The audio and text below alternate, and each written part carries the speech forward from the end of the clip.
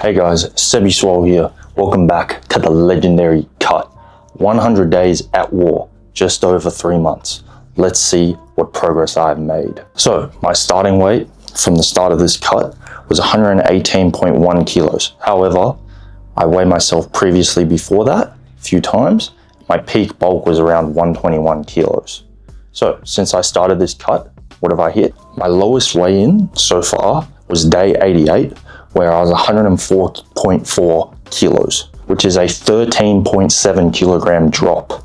And that's just within 3 months. So 88 days, that's pretty good. I have gained a little bit of weight because shortly after that, I took a deload week. So I took a week off training and I bumped my calories up significantly. The reason I took the deload is to give my body a break from training, which helps resensitize the muscles to the stimulus we get from training, gives me a psychological break from training, and also prevents injuries and helps me grow more muscle long term. Also, to deload properly, there's lots of different ways to do it, whether you take a full week off like I did, or if you keep training but at a very low intensity, which is what a lot of people will do instead. I prefer to take a week off because it's a full break. I come back ready to go, excited, ready to train, blah, blah, blah, blah. When you take the deload though, it's only going to be effective if you're at maintenance calories or in a calorie surplus.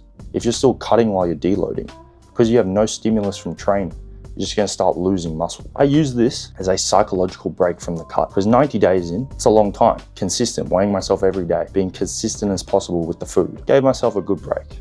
Now, I've just come back from the deload. It's time to get back into training. This is my first week of training. I've been doing a 4-day split instead of a 5-day split.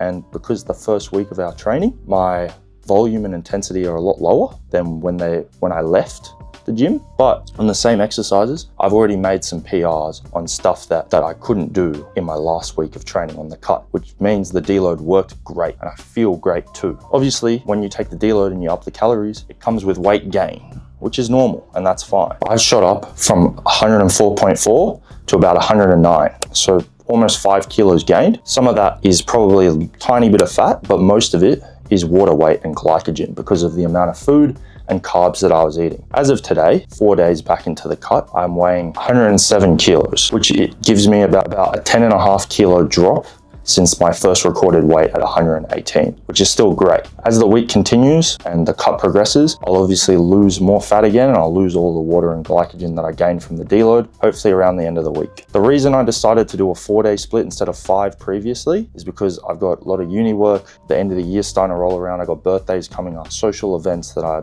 have to attend to. So it's just easier for me. So instead of doing 2 leg days, doing one longer one. And then in a couple of weeks, if I think I have the time, I'll go back to 5 days a week. But we'll see how we go with 4. 4 is still a lot. In terms of physique update, I'll put a couple of photos on the screen from when I started and from what I'm looking like now.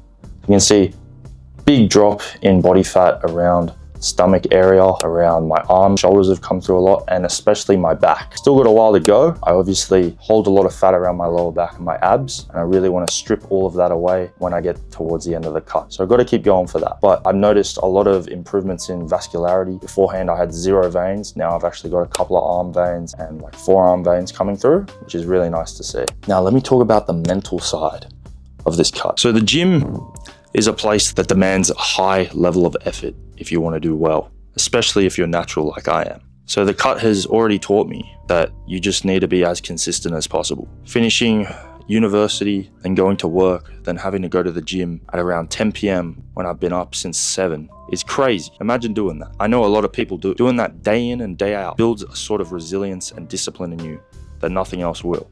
And you can bring it into all other aspects of your life. That is why training with discipline and consistency is important above all else. If you have someone who comes in the gym and trains insane 6 days a week for a month, insanely hard, versus someone who comes in and trains 2 days a week consistently for a year, a person who came in 2 days a week will have a far better physique and will be in a far better place than the person who comes in, trains for a month, and then takes like a week or 2 off from training, then comes in again. It's about being consistent long term. Now, obviously everyone's different, but what I want you to do and what I've been trying to instill in myself is that just show up and do the work. Show up and do the work even if you have to lift less weight, even if you have to do less volume because it's too hard or you're too tired. Just show up.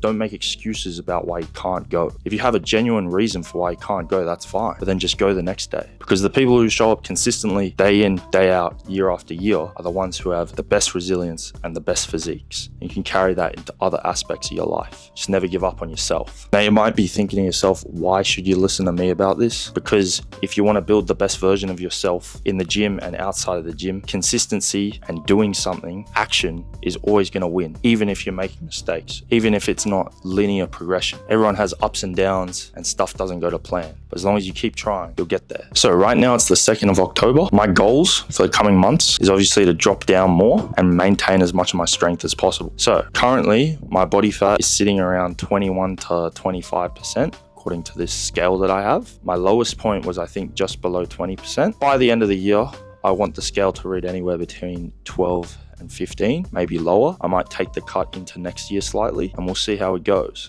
I will do my best to keep you guys updated and have some more physique updates, get some training videos in there, let you guys know how I'm doing. If you're also cutting or grinding through whatever journey you're going through in your life, drop a comment and let me know. Please like, share, subscribe. Send me a hate comment if you think my video sucks. Because remember, all publicity is good publicity, and never give up on yourself.